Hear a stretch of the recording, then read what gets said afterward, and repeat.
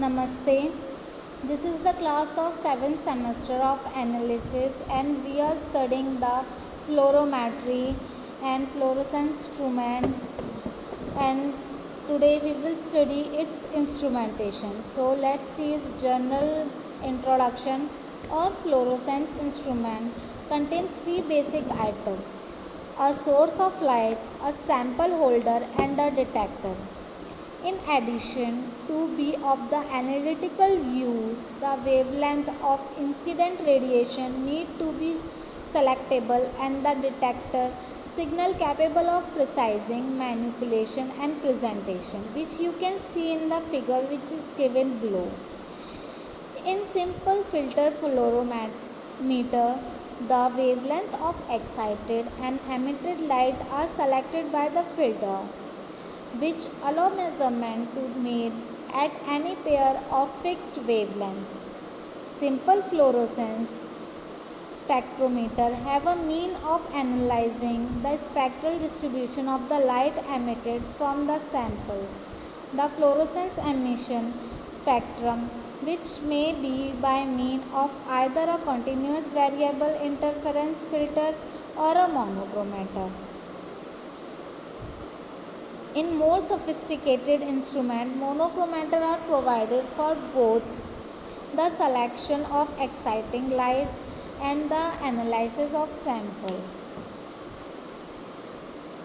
emissions. Such instruments are also capable of measuring the variation of emission intensity with exciting wavelength. The fluorescence excitation spectrum in the principle, the greatest sensitivity can be achieved by the use of filter, which allow the total range of wavelength emitted by the sample to be collected together with the highest intensity source possible.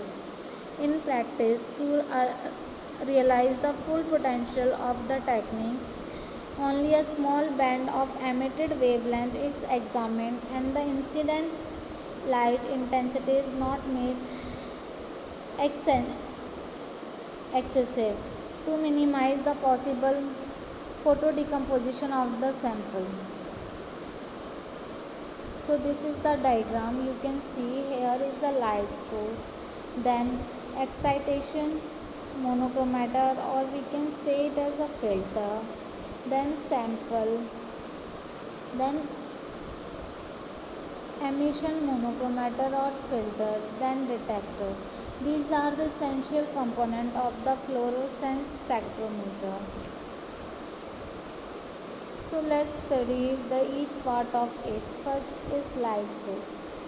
Commonly employed source in the fluorescence spectrometer have been spectral output either as a continuum of the energy over a wide range or as a series of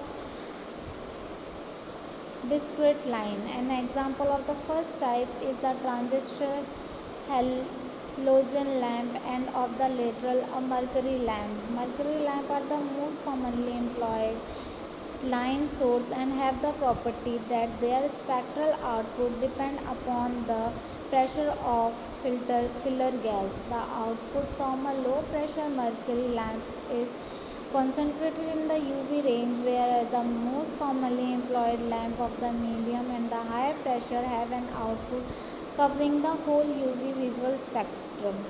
Although in many cases the output from a line source will be accurate, it is rare that an available line will exactly coincide with the optimum excitation wavelength of the sample.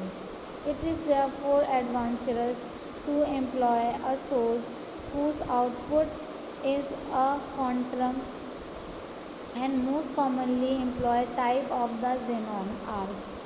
Xenon arc source can be operated either on a continuous DC based or a stereoscopically. The lateral method often advantage in the size and cost of lamp. The output is essential a continuum on which a superimpose a number of shape line along any wavelength through the UV visible region of the spectrum. So all source of UV radiation will produce ozone from the atmospheric oxygen, which should be dispersed since it is not only toxic but also absorbs strongly in the region below 300 nanometer. For this reason, most lamps will be operated in a current of air.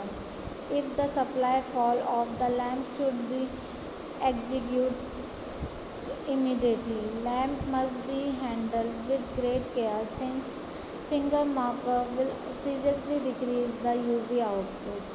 So hope you will understand about the light source which we use in the fluorometry. Next we will start the detector and the way how we will select the wavelength. For any query you can comment below. Thank you.